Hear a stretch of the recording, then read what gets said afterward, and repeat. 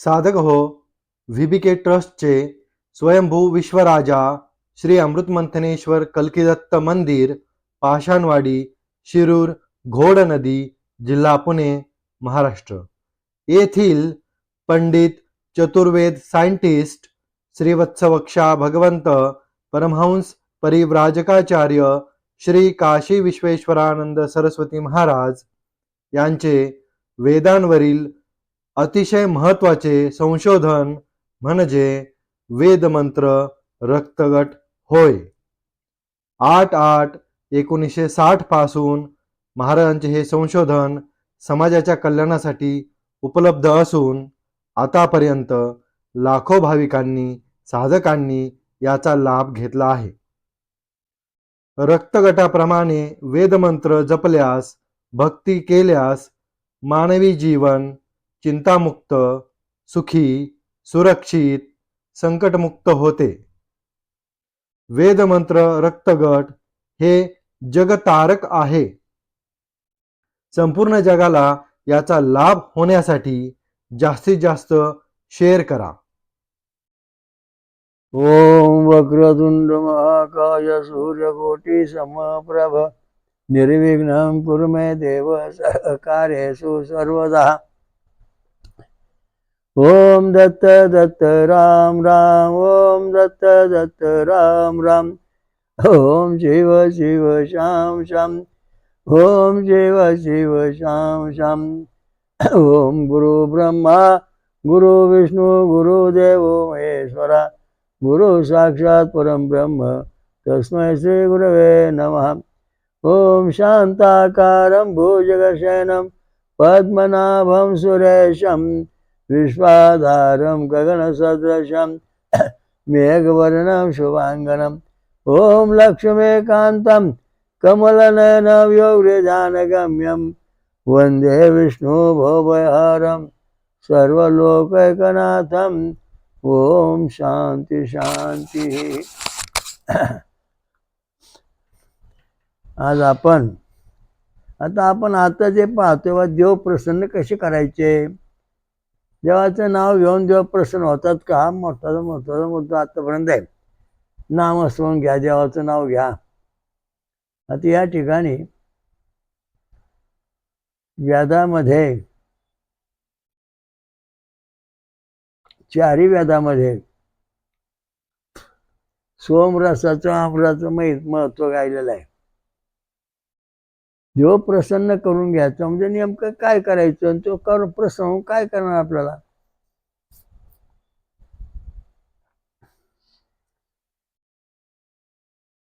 समजा ह्या भांड्यामध्ये बाटलीत पाणी आहे आणि ते पाणी आपल्या बाटलीत वाचून घेतलंय, म्हणजे त्या बाटलीमध्ये जे गुणधर्म होते ते आपल्या बाटलीमध्ये आलेले आहेत, हे सिद्ध झालं. तशा प्रकारचं देव जे आहेत यांच्याकडे जे सामर्थ्य आहे ते जसं तसं आपला प्राप्त व्हावं या दृष्टीने देवभक्ती सांगितलं आहे. मानव आणि देव एकच की दोन असा प्रश्न होतो. दोन्ही एकच आहेत. जीवात्मा दोघांना आहे, परमात्मा दोघांच्या ठिकाणी सारखाच आहे. परंतु देवांचं शरीर आहे ते ब्रह्मवज्र कवचमय, मानवाचं शरीर हाडमासाचं आहे, झाडांचं शरीर लाकडाचं आहे. तशी 84 लक्ष एवढीची शरीर जी आहेत ती वेगवेगळी जरी असली तर सर्व शरीर प्राणवायूच घेतात, त्याच्यावर जगतात. हा महत्त्वाचा मुद्दा. म्हणजे एकाला सर्वांना एकच नियम आहे, प्राणवायू घेऊन जगणे. झाड असो, पशु असो, पक्षी असो, मानव असो, देव असो. तर अशा दृष्टीने देवांचं जे रहस्य आहे ते आता बघता, देवाला नैवेद्य दाखवा, पुरणपोळी करा, देवाला शिरा पुरा करा, देवाला मग आता मोठा महानैवेद्य तयार करा.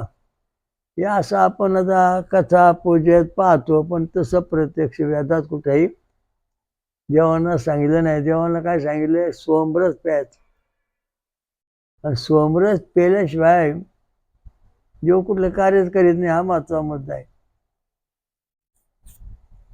तो आता इथे एक रुची आहे, रुच्यामध्ये तत्वज्ञान, ते आपण आता वाचून बघू, पुढं बोलू. आश्चर्यित इंद्रा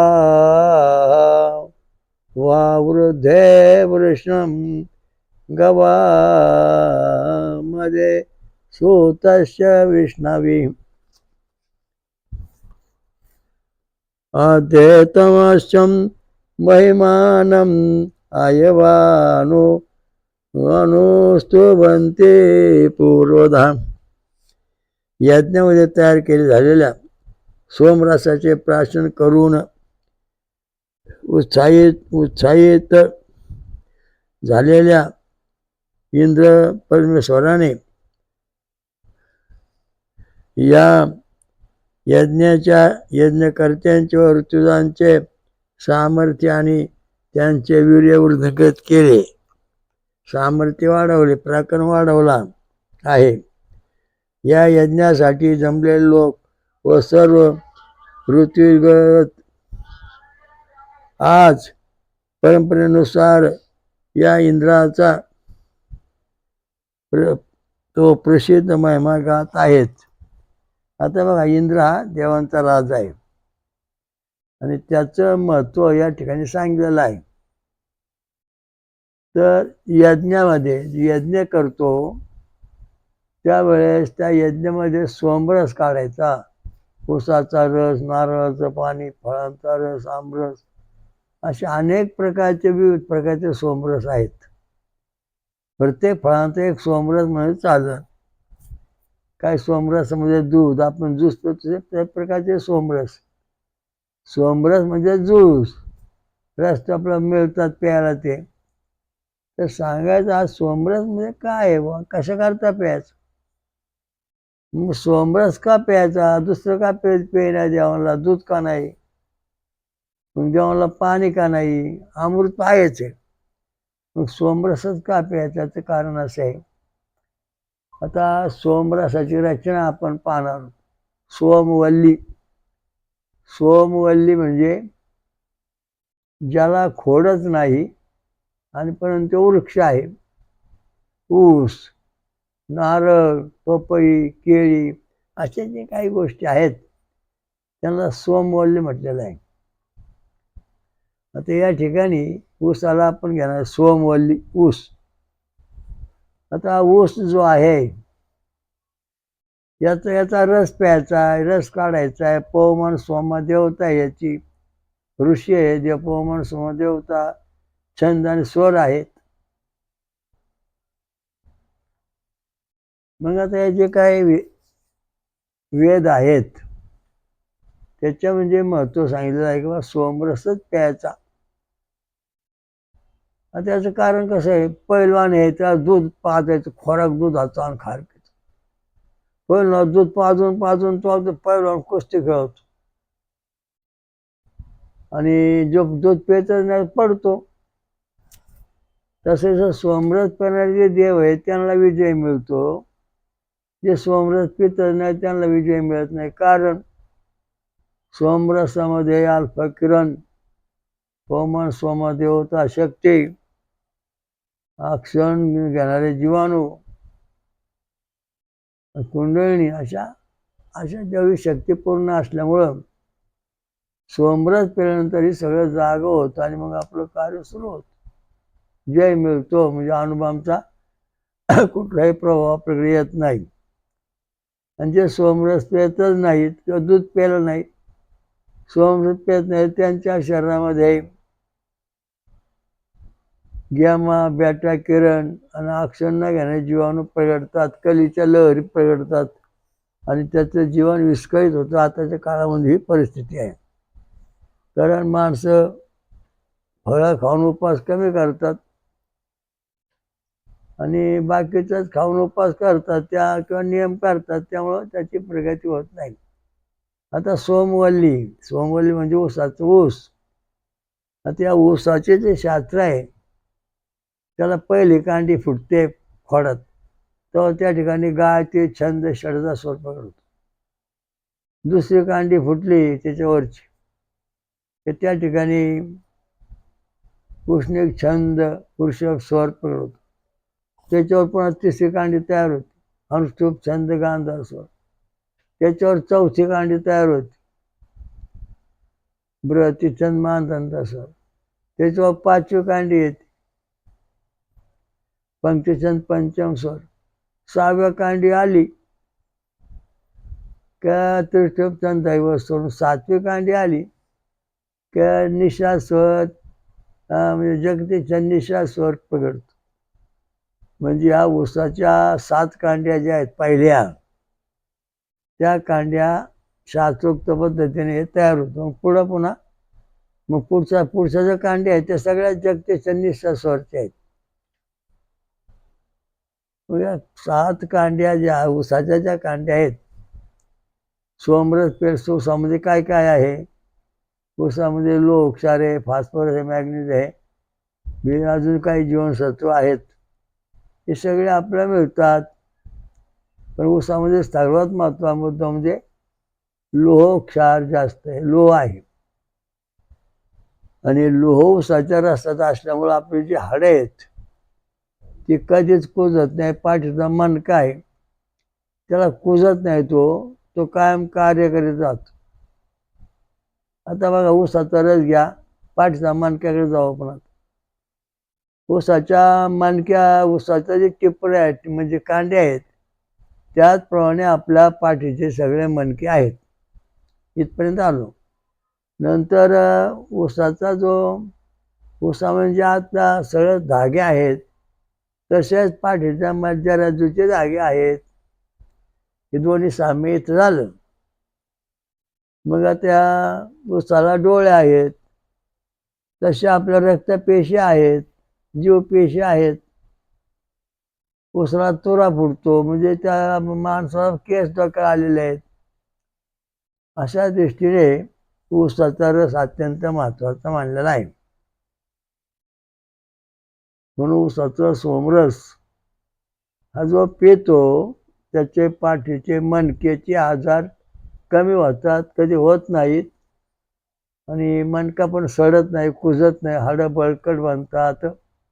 हा महत्वाचा मुद्दा आहे. म्हणून ऊसाचा रस हा अत्यंत महत्वाचा 1 नंबरमध्ये गणलेला आहे.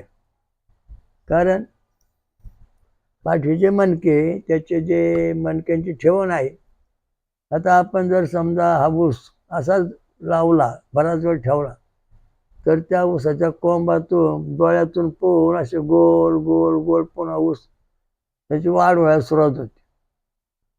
म्हणजे हा जसा ऊसामध्ये गोल डोळ्यातून बाहेर पडतं, तसे आपले जे पाठीचे मणके आहेत त्याच्यामधून हाडं बाहेर पडलेले आहेत, बरगड्या, त्वचा, हासळ्या. म्हणजे हे सगळ्या गोष्टी ऊसाला धरून आहेत. आपण लय बारीक अभ्यास केला तर ऊस आहे. मग जगामध्ये अनेक सिद्धांत मानले आहेत. मनुष्य माकडापासून झाला, त्याचे पूर्वज माकड आहेत. मग माकड कुठून आला हा प्रश्न पडतो. माकड निर्माण कसं झाला हा प्रश्न पडतो. त्याला पाठीचे मणके कशी आली हा प्रश्न पडतो. तर इथं जो सिद्धांत आहे, विश्व धर्म लॉ बोर्ड ऑफ युनिव्हर्सिटीचं जे आपलं संशोधन आहे, की ऊस जो आहे ही पाण्यातून प्रथम उगवली वनस्पती. मग ही वनस्पती उगवली का जल प्राणी जीव निर्माण झाला, हा महत्वाचा मुद्दा आहे. तर ऊस जसा आहे अशाच प्रकारचा पाण्यामध्ये प्रथम एक जीवाणू प्रकट झाला आणि त्या जीवाणूपासून हा ऊस निर्माण झाला. आणि त्या जीवाणूपासून मग 84 लक्ष योनी प्रकट झाली. कारण प्रत्येक योनीच्या त्याला पाठीला मणके आहेत. प्रत्येक ठिकाणी कठीण अवस्था आहे. म्हणजे ऊसाचे जो कांडे आहेत तसे आपल्या पाठीचे मणके आहेत.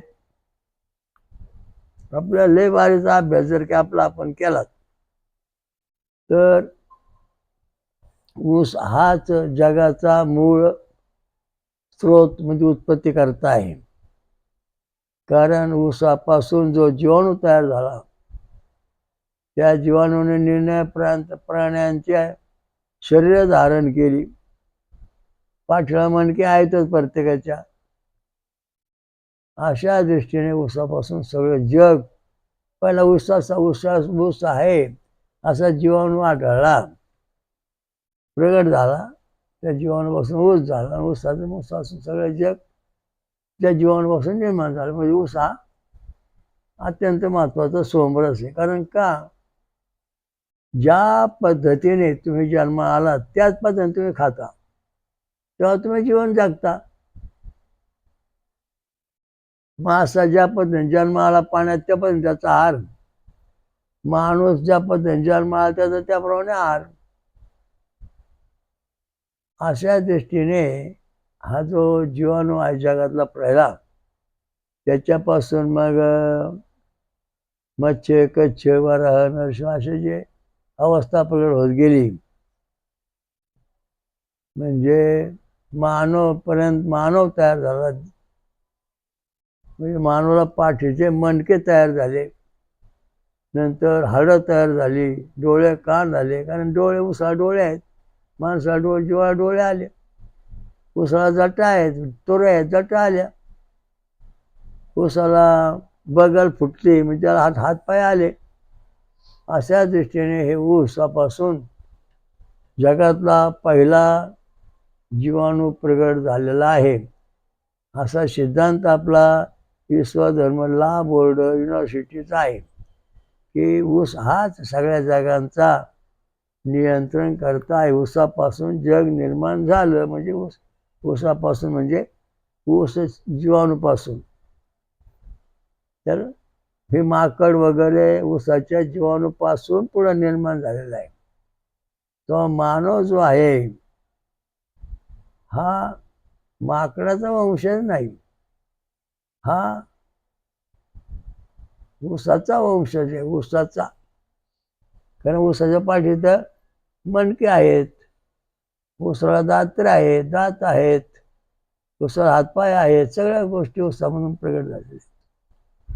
पीएचडीचा विषय निवडा तुम्हाला कळण काय, ते प्रत्येक अवयव ऊसामध्ये आहेत. ऊसामध्ये घटक आहे, लोह, क्षार आहे. हाडं बळकट करण्याचं काम ऊस करतो. सोमरस करतो. म्हणून देवाला हा सोमरस प्यायला दिला जातो.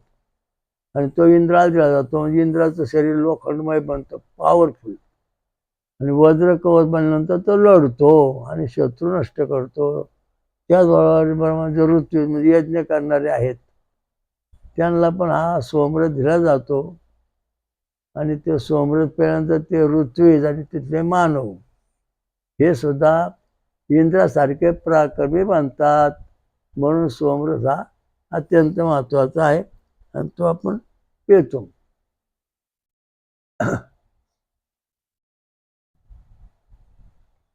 आता सोमरस पितो आपण तेव्हा आपल्या शरीरामध्ये अल्फा किरण तयार होतो.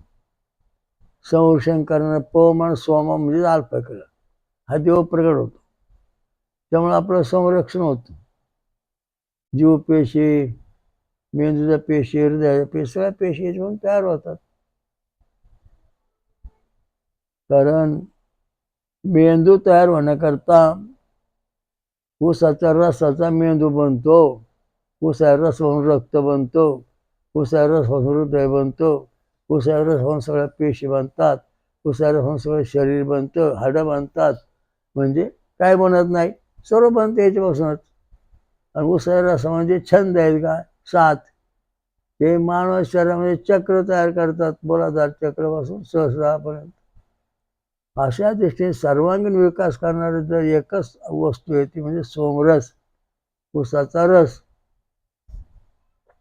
कारण ऊसाचा रस देवाला का पाजायचा, आता याच्यामध्ये आपण जरा विज्ञानाचा विचार करू.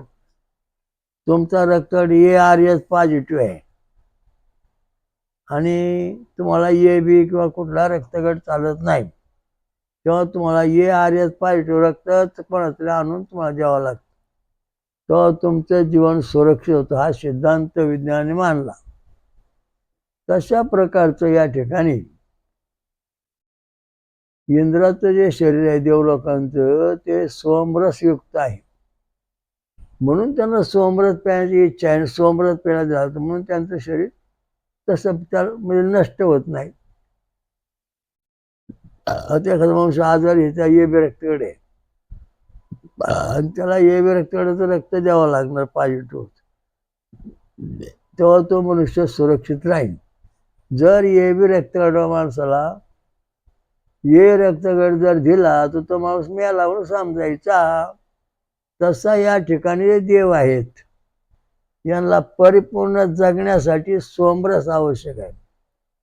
ह्या देवाला जर तुम्ही भाकर दिली, वरण आमटे दिली, कालवण दिलं, गुलाबजामू, पेढे, बर्फे किंवा आणखी काय, हे देव टिकणार नाहीत, नष्ट झालेले आहेत. कारण याच्यामध्ये फार मोठं शास्त्र आहे. तुमचा रक्तगट ओ आहे आणि तुम्हाला ए रक्तगट किंवा ए बी रक्तगट द्यायचा आहे, तो बसत नाही. कारण ओ वाला ए बी रक्तगट ओवाला मरून जातो किंवा नष्ट होतो किंवा कमकुवत होतो. तसे या देवाला तुम्ही भाकरी, कालवण, आमटी याचा निवेद दाखवतात. त्यामुळे तुम्ही तुमचे देव कमकुवत करून टाकलेले आहात. ते देव पॉवरफुल राहिले नाहीत, कारण कमकुवत झाले. कारण जसं माणसाला रक्ताचा गट त्यालाच द्यावा लागतो, तसा इथं तुम्ही भक्ती करताना देत नाहीत. त्यामुळे तुमचं डांगटिंग झालेली सगळी. ते टाळण्यासाठी तुम्हाला इंद्रासहित 33 कोटीचे देव आहेत, त्यांना सोमरस देणं आवश्यक आहे. म्हणून शंकर भगवंतांनी सांगितलं, बाबा मला सोमरस द्या, ऊसा रस. हा ऊस हाच सोमरस आहे आणि तो सोमरस मला द्या. मग तो सोमरस द्यावा जातो. आता या ठिकाणी इंद्रदेव आहे, तो आपला प्रसन्न करायचा आहे. इंद्रदेवा ये, ही वरण भात, आमटी, पोळ्या खा, गुलाबजांबू खा. तर हे जर समजा इंद्रदेवापुढे आपण ठेवलं, इंद्रदेवाची शक्ती क्षीण होत जाणार, वाढणार नाही. तो कमकुवत होणार, आपल्या बाजूला लागणार नाही. जेव्हा इंद्रदेवाला जेव्हा आपण सोमरस पाजू तेव्हा तो आपल्या बाजूला लागणार. उदाहरणार्थ हा 2 पैलवान आहेत. एका पैलवानाला दररोज दुधाचा खुराक आणि एका पैलवानाला रोज दारूची बाटली प्यायला, कुस्ती खेळायची. आणि दोघांची कुस्ती लागली तर दूधवाला जो आहे त्याने त्या दारूवाल्याला पाडून टाकलं, कारण त्याच्या शरीरामध्ये याची इंद्रिय सळली, लिव्हर सळला, मेंदू सळला, कमकुवत झाला. म्हणजे दूध प्यायल्यानंतर माणसाचं शरीर पॉवरफुल बनत चालतं, शक्तिशाली बनत चालतं, हे सिद्धांत आहे. परंतु जर माणूस दारू प्याला तर त्या माणूस दारू प्याल्यानंतर त्याचं शरीर क्षीण होत जातं, त्याचं आयुष्य कमी होत जातं. 100 वर्ष जगणारा माणूस, दारू पिणारा माणूस 40-50 वर्ष राम. आणि दूध पिणारा माणूस 40 वर्ष जगतोय ना, तो 100 वर्ष जगू शकतो, आयुष्य वाढतं. तसं हा सोमरस जो आहे, फळांचा रसांचा रस, तर हा इंद्राला देव पाजल्यानं दिल्यानंतर इंद्राचं आयुष्य वाढणार, तो अमर होणार, असं वेदात वर्णन केलेलं आहे. इंद्राला अमर करायचे, माणसांना अमर करायचे. नंतर ऋतू म्हणजे यज्ञकर्त्यांना अमर करायचे, त्यांना सामर्थ्यशाली बनवायचे, वीर्यवान बनवायचे, पराक्रमी बनवायचे, त्यांचा वंश वाढवायचा आहे. या सगळ्या गोष्टी सोमरसातून होतात.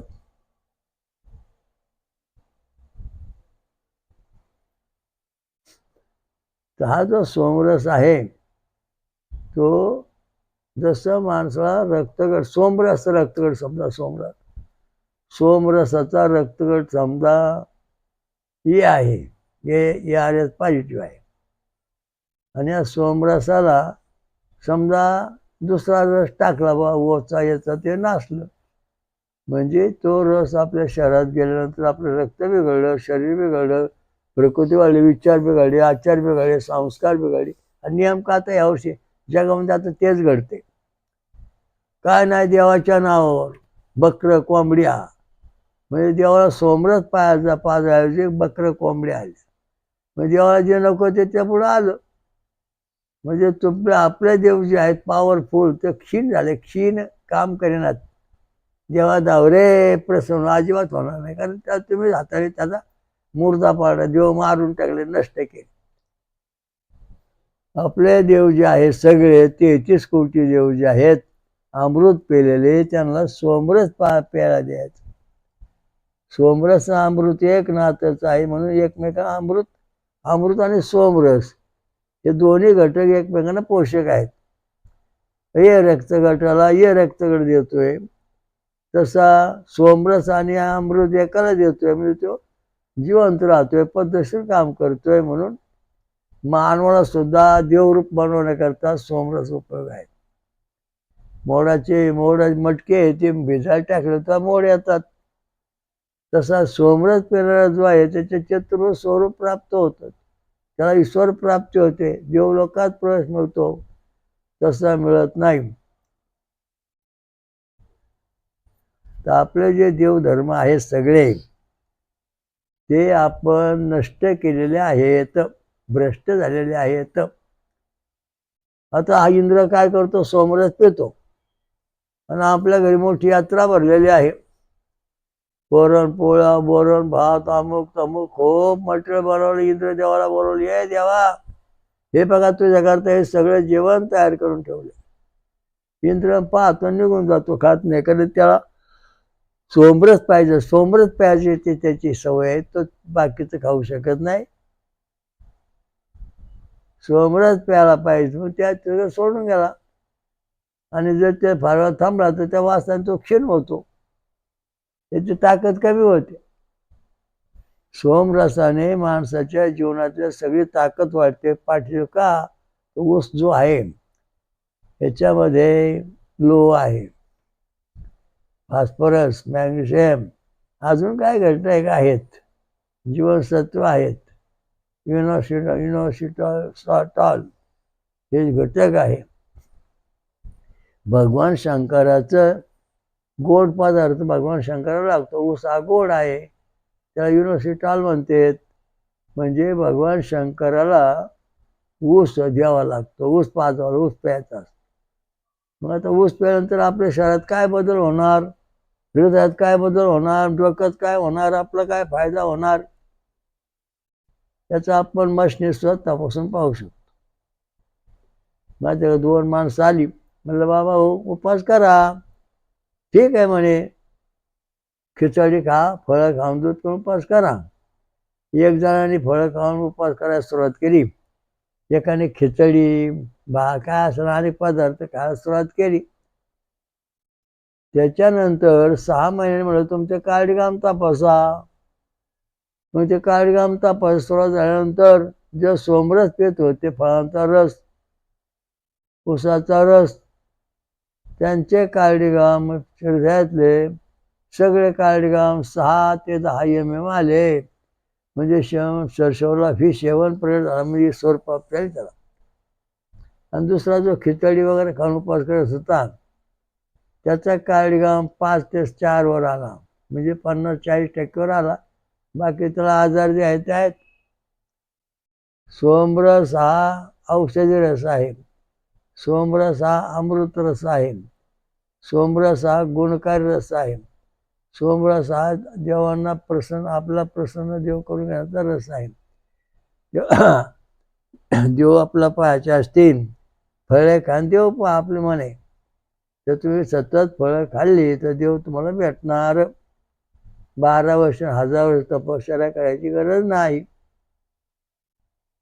दर आठवड्याला तुम्ही सोमरस प्या, ऊसाचा रस प्या, फळांचा रस घ्या, तर तुम्हाला ईश्वर प्राप्ती निश्चित होणार. कारण का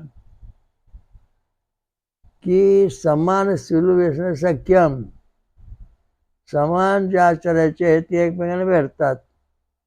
या ठिकाणी हा सिद्धांत महत्वाचा लागू पडतोय की देव हा सोमरस पितो. इंद्र यज्ञ करतो सोमरस पितात, मानवाला सोमरस पितात. म्हणजे इंद्र आणि मानव आणि ऋत्विज म्हणजे यज्ञ करते यांची शरीर समान झालेली आहेत, समान सूर्य, आणि म्हणून ती एकमेकांना भेटायला योग्य झाली. आपल्या जेव्हा का भेटत नाही, आपण वळून वळून का मरतो, आतावर पिढ्या मिळे का मेल्या, कारण आपण सत्य धर्माचं संशोधन केलं नाही. यदा यदा धर्मस्य ग्लानिर्भवति भारत, ज्या जेव्हा भारतावर संकट आहे जगामध्ये, त्याच्या आम्ही अवतार घेऊन साधूंचा उद्धार करतो. हे साधू कोणते? हे फळांचा रस दूध पिऊन राहणारे साधू, त्यांचा उद्धार होतो, बाकीच्यांचा होत नाही. जटा गाड्यान दाढी वाढींचे हातामध्ये अनेक हत्यारं, अनेक गळ्यामध्ये नाणेकण, उड्या मारतात. हे साधू जरी असले पृथ्वीतलावरचे साधू आहेत, स्वर्गातले साधू नाही. स्वर्गातले साधू निरंजन, कुठल्याही प्रकारचं त्यांना असते मोहमाया नाही. आणि सोमरस पिणे, कंदमुळे खाणे, यात त्यांचं जीवन, शरीर पूर्ण शुद्ध होतं. देह शुद्ध करून भजी भजावे, त्याप्रमाणे आपला देह शुद्ध झालेला आहे. आणि परमेश्वराचा जो परमेश्वर आहे त्याचा देह आणि त्याचं स्वरूप आपल्या शरीराशी एकरूप होते, म्हणजे आपण तिथे जाऊन भेटू शकतो. परमहंस दीक्षा ही सर्वात उच्च दीक्षा आहे. परमहंस परिवर्तक आचार्य, तर परमहंस सर्वात उच्च दीक्षा आहे. त्याचा अर्थ असा आहे की देवाशी एकरूप व्हायचं आणि पुन्हा देवापासून खाली उतरून आपल्या शरीरात येऊन कार्य करायचं म्हणायचं परमहंस. ही मोठी पदवी बाकीच्या कुठल्याही साधू संतांना लागू पडत नाही. जे परमहंस झाले होतात तेच फक्त ईश्वर जाणतात, बाकी जाणू शकत नाही. जिवंतपणे ईश्वराशी एकरूप व्हायचं, मग आपण शरीर सोडलं पण त्या एकरूप होऊ शकतो. त्याचं भागवत पुन्हा सांगितलंय 12 स्कंदात 2 अध्यायात 22 श्लोकात, वासुदेवे भगवती चतुर्दय स्थिते. हा जो परमात्मा आहे, परमेश्वर आहे, हा पाहिजे असन तर आपलं सगळ्या गावाचं देशाचं शरीर सात्विक बनलं पाहिजे, म्हणजे सोमरस पिणारं पाहिजे. वेदासारखं सोमरस पिणं जेव्हा होईल तेव्हा आपल्याला परमेश्वर प्रत्यक्ष आपल्या हृदयात प्रगट होऊन आपल्याला जीवनात सत्यज्ञान प्रगट होईल. असं महत्वाचा मुद्दा या ठिकाणी सांगितलेला आहे, तो आपण आता पाहतो आहोत. तर आपला सोमरस प्यायला पाहिजे, सोमरसाशिवाय प्रगती होणार नाही.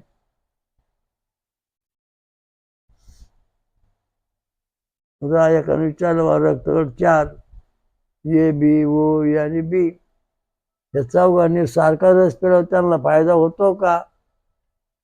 कारण सर्वांच्या शरीरामध्ये लोह आहे, तर ऊसातलं लोह सगळ्यांना मिळणार, फॉस्फरस मिळणार, मॅग्नेशियम मिळणार, जीवनसत्व मिळणार, म्हणजे प्रत्येकालाच काय ना काय मिळणार. आणि महत्त्वाचा मुद्दा म्हणजे याच्यातलं जो जीव बीजाणू कण जो आहे जीव, ती जी शक्ती आहे सोमरसामध्ये आहे, ती A B वाल्याला A B रक्तावरची factory आहे ती ए बीला मिळणार. ओच्या ओला ए फॅक्टर जे आहे, ए फॅक्टर तो ए गटाला, बी फॅक्टर बी गटाला मिळेल. म्हणजे ऊसाच्या रसातून फॅक्टर तयार होऊन आपलं रक्त शुद्ध होतो, त्यामुळे आनंदी होतो, दिव्य आनंद, आत्मानंद, सुखानंद, परमानंद, हे सगळ्या गोष्टी आपल्याला होतात. त्या दृष्टीने आपण हे सोमरस पिलं पाहिजे. आपल्या देवांचे नैवेद्य लय मोठ्याने नैवेद्य चांगल्यासारखं बोलून त्यात उघड पिटायचा अर्थ नाही. मग आपल्या देवाला पुरणपोळ्या नैवेद्य हे पण देव खात नाही, पितर खातात. भूतियान मार्गातले देव, भूतियाना चेळे गोटे हे ते भूतियान मार्गात वाकडेकडे खातात. पितृयान मार्गातले देव जे देव आहेत ते वरण भात आमटी गुलाबजांबू असे पदार्थ खातात.